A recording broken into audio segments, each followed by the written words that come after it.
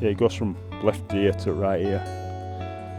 Well, when I walk up, when I come around and I start to move, I could touch my head and I could touch my brain because there was nothing there to protect my brain. So, yeah, like I said, it's part of me now, metalhead. My mates call me Robocop. Oh. My experiences in the military affected my mind quite badly and affected how I thought about things and affected my ability to cope with stress and things like that, and not in a positive way. Nobody who comes out of the army comes out fine. Everybody has some level of sort of mental health issue. Whether they know it or not, whether it ever bubbles to the surface or not, everybody has them. The army became his norm. So he'd kind of say, having things shot at me, that's my norm. That's what I'm used to. Being in that environment is what I'm used to. He said, actually, the environment that I'm not used to is being in the family. I was probably quite difficult, it made me quite a difficult person to live with at times. Most of the time. Not all the time.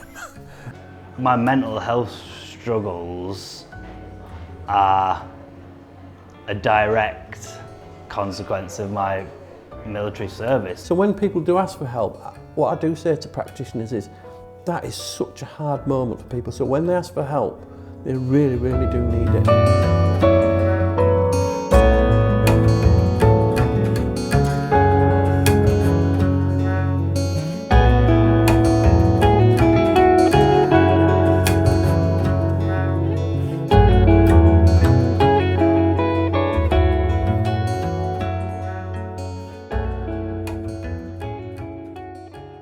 Am I being detained or am I free to go? And it was about that whole thing.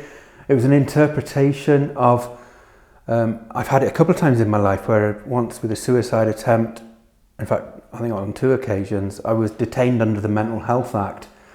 And it's almost like a criminalisation of having a mental health problem. The hospitals don't deal with you, so you're taken to the local police cell. Well, my name's Lenny, and I served for just over 12 years in the British Army. I served in Germany for the great majority of that time, but with postings to the UK, spent some time in Canada, things like that. I joined at the age of 17 and left when I was 31, and now I'm 56, but during that time there were traumas and events that occurred during my military career that went on to affect the rest of my life, up until the present day, really.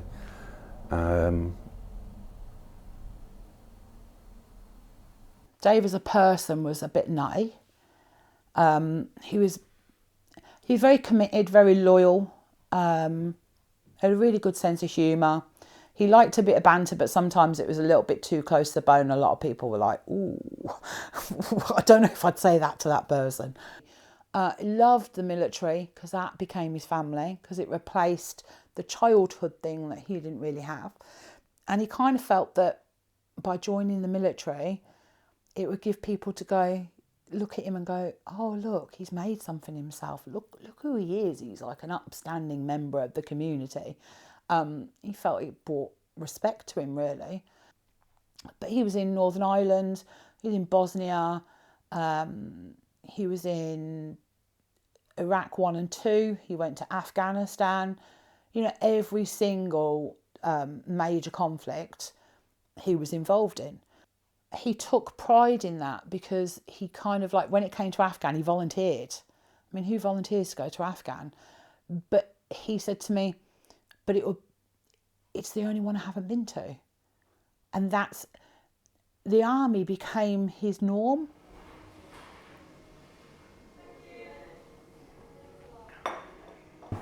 Well, my mum and dad were both in the military. My dad was in the Royal Signals, which is why I went on to join. And I don't know, just always through school, it's just always, that's what I always thought that I was gonna do. Like I going to join the army because, you know, they talked it up real good. Like, in the attic was like boxes with my dad's old uniform and, you know, the pictures and stuff like that, and you go, wow, that's cool. And then you watch programs on TV and everything's glorified and you go, oh yeah, yes, good idea. So that's the earliest memory of wanting to do a job was I wanted to be in the army.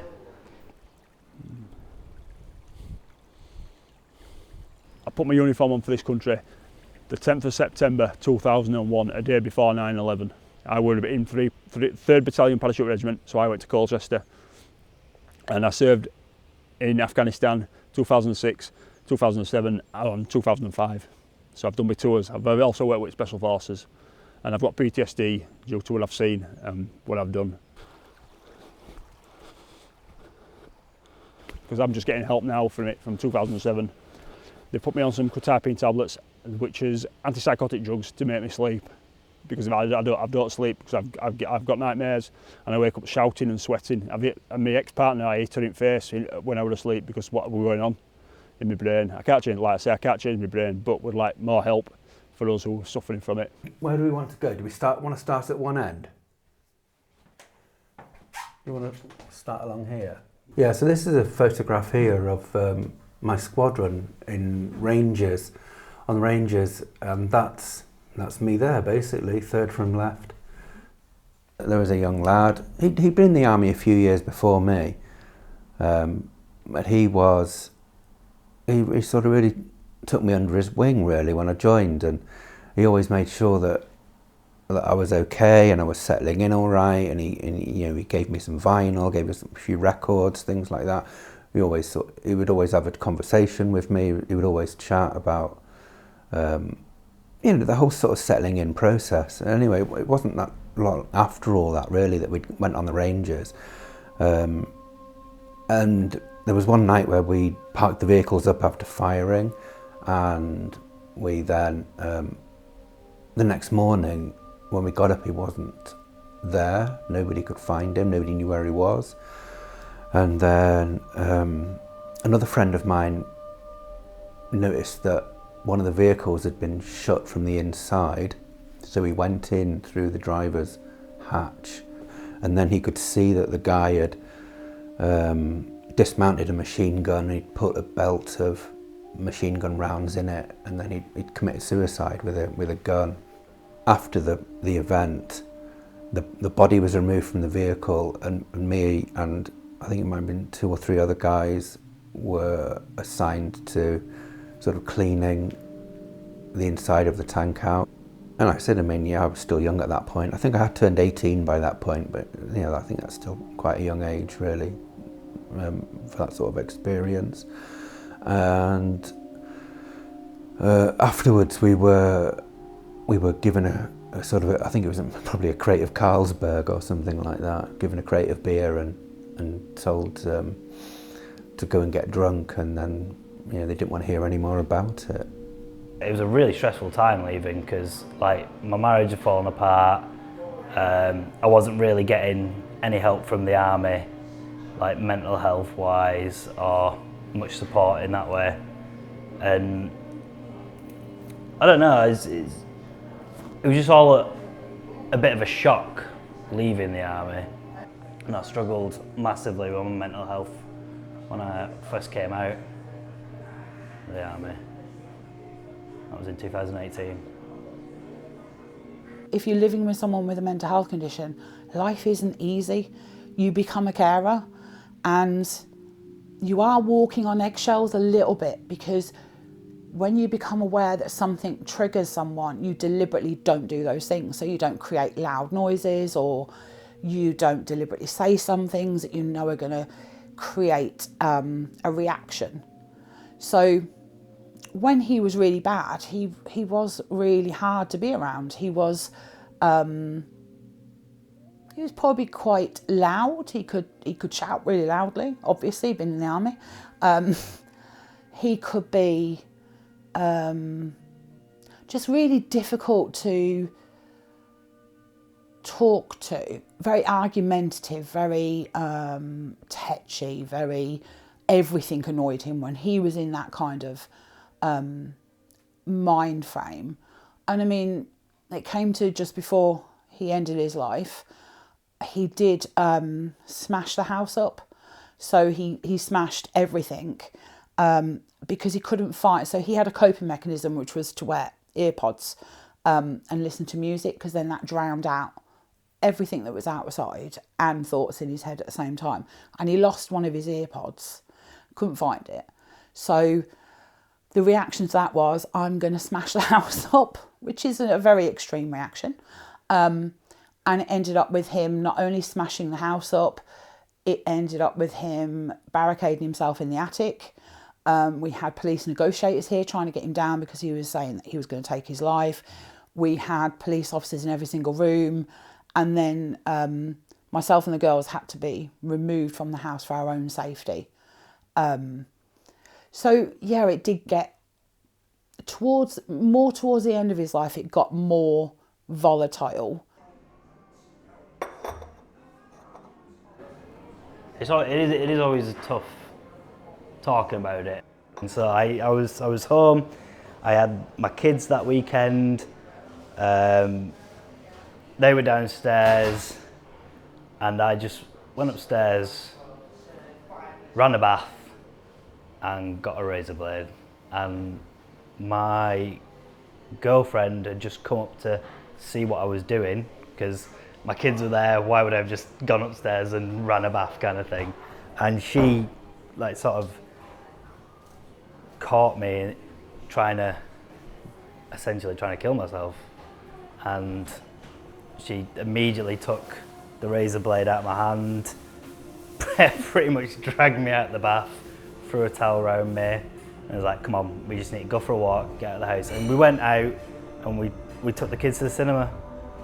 And she sat in the cinema and with my kids and her, and it was definitely one of the sort of lowest points, like mental health wise. Not one of, it was the lowest point mental health wise of my life. I lost my skull in 2007 when my mate was killed in Afghanistan. I went drinking alcohol all day across the road and smashed my head open on a curb. You might be able to see the scar. I just drunk myself to oblivion. And I didn't realise. I crossed the road and I collapsed and smashed my head open on a curb. That's all I can remember. I was in a coma for 8 weeks, and I'm lucky to be here now speaking to you. So,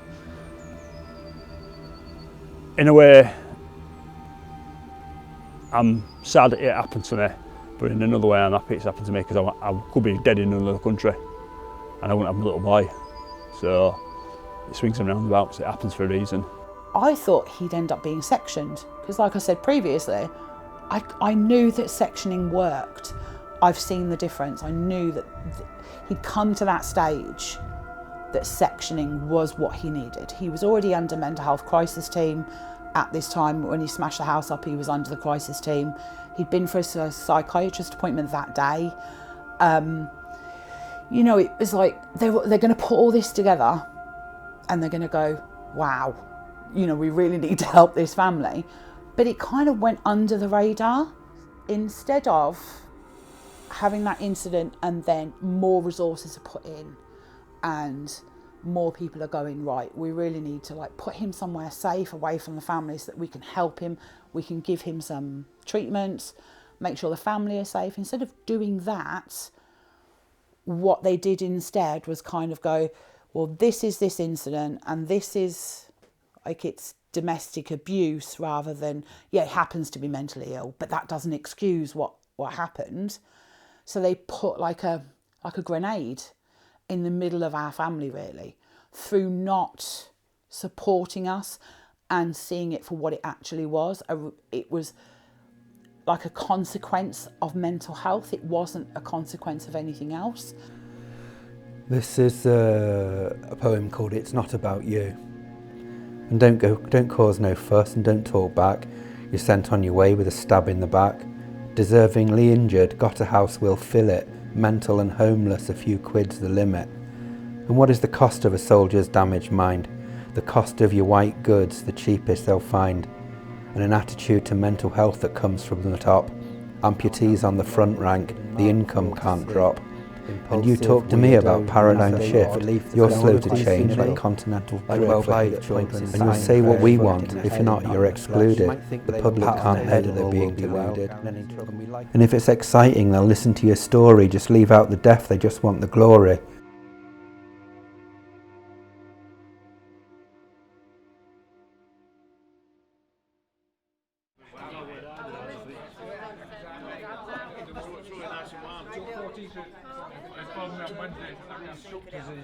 His son joined up, right, and we got on well, and I still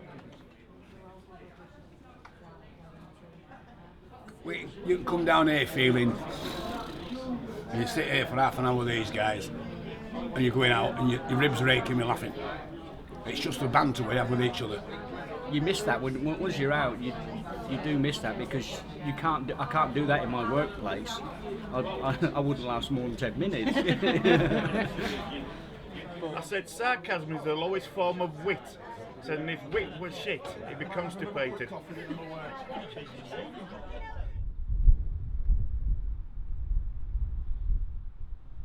My name's Alan Austin. I'm the chairman of the Five Towns Veteran Support Hub. Our breakfast club was created for veterans who want to help other veterans. A lot of civilian life doesn't understand what it is to be in the services, and certainly doesn't understand the problems of people who are leaving the services and coming back to civilian life.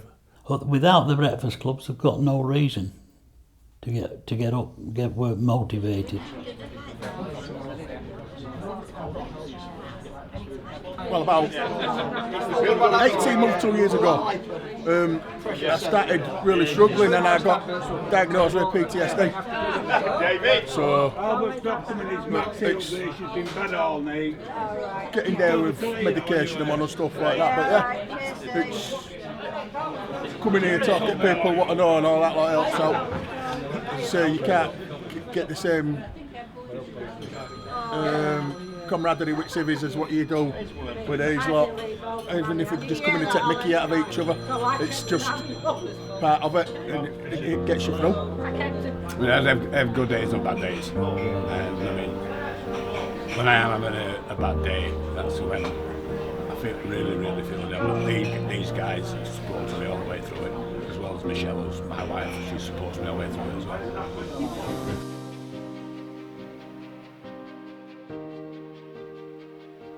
So my name's Nick Wood. I'm the Armed Forces Uniform Services Manager here at York St John. I spend a lot of my time delivering the military human, understanding military culture and transition CPD training, and that's delivered to a lot of NHS staff who provide services for veterans and families, to local authorities, criminal justice system, who are working with veterans criminal justice system, and a wide range of community support services. Why do people say you don't understand me?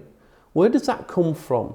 Where does that begin? What does that actually mean? And if we understand that, how can we help people maybe even understand themselves better and actually engage with some services that are there, like the NHS Veterans Mental Health Services, which is a fantastic service. So what I did was I literally went back to the beginning. So the military human it's a person-centred approach from a new recruit, looking why people join the military, what are their reasons for that, because everybody's got their own reasons. What I realised was actually the focus of the military has been historically to think if someone's got a job and somewhere to live when they leave the military, that is a successful transition. And I think that is critical to transition. You know, you need a job, you need somewhere to live, of course.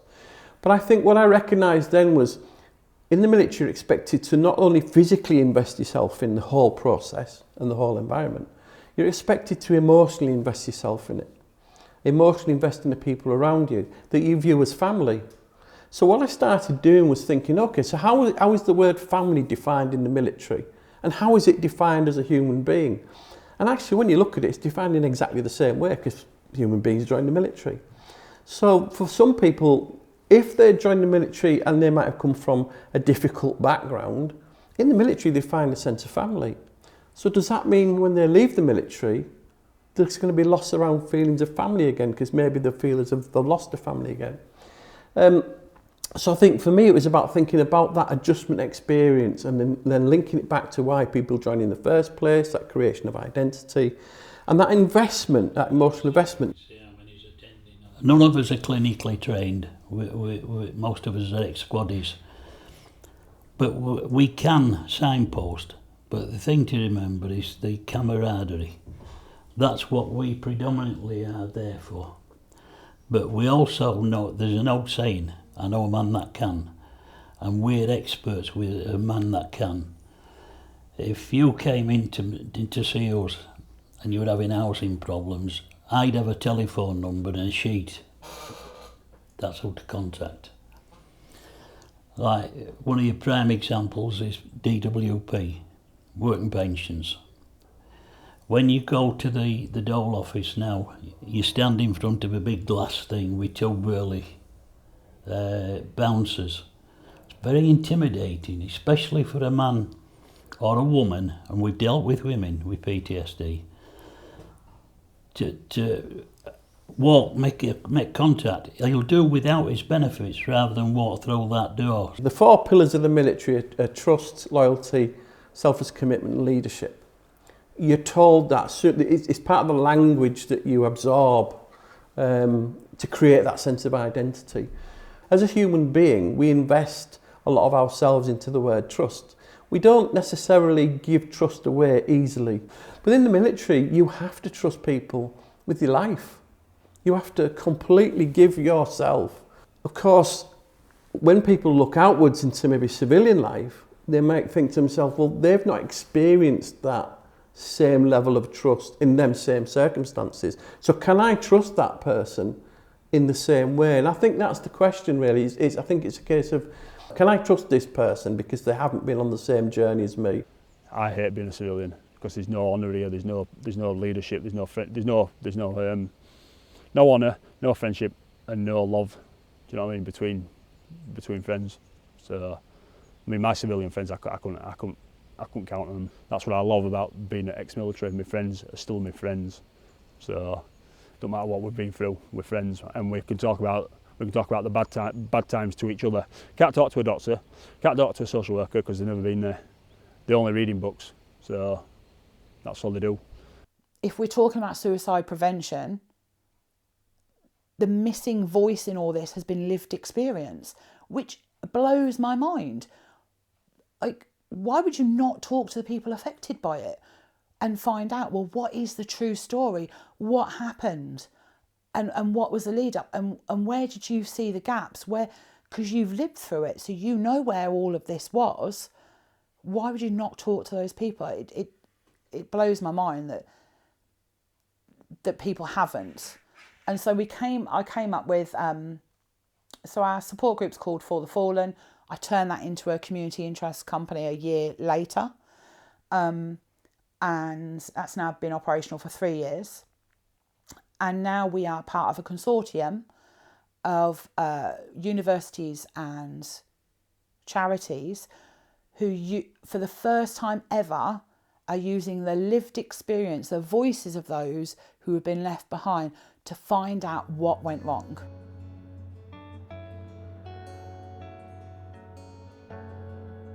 Dwell Time is, it started off as a mental health arts publication, but has expanded to be more than that. It's like a programme of workshops. We've got a venue here in Huddersfield. We're artists that work independently as artists, writers, as well as this project. We work in partnership with various different organisations and individuals as well. I think what's important for me is, when I started to go through all this, I knew almost straight away that I wanted to use my negative experiences to try and have a positive impact on other people. We need to value people with lived experience more, not as a one knows more than the other, because nobody knows more than the other, but they have an expertise that people who have not been affected by it or who have been stuck in a policymaker's office do not have.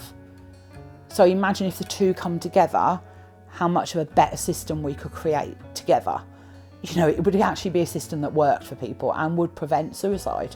Asking for help sort of goes against the grain of, you know, you're supposed to be the best, you're supposed to be able to cope, you've been able to look after yourself, and you're not coping, but you've got to get through this. So when people do ask for help, what I do say to practitioners is, that is such a hard moment for people. So when they ask for help, they really, really do need it. But in terms of sort of counselling, they just give me sort of a pamphlet for the local mental health guys. It wasn't through, I don't think it's through the NHS, I think it was some charity or something, I'm not sure what it was called, I can't remember. But they said, oh yeah, ring these people and talk to them. I was just like, it was hard enough just bringing myself to tell you, you know, and then now you want me to ring up a stranger and go, oh, hi stranger, yeah, I tried to kill myself in the bath 2 weeks ago, can you help me? Sort of thing. It's a bit, it's a bit much. It was just a bit much, and I didn't end up ringing the number, and I never really reached out for help at all. There wasn't anything in reference to me being in the military or anything like that. There was no like Operation Courage or whatever it's called. I've never heard of Operation Courage until you've just mentioned it to me, Jeff. Nobody's told me about it. No, nobody from NHS has told me about it. My mental health service hasn't told me about it. So do you know what I mean? That needs to be put, they need to broadcast that more.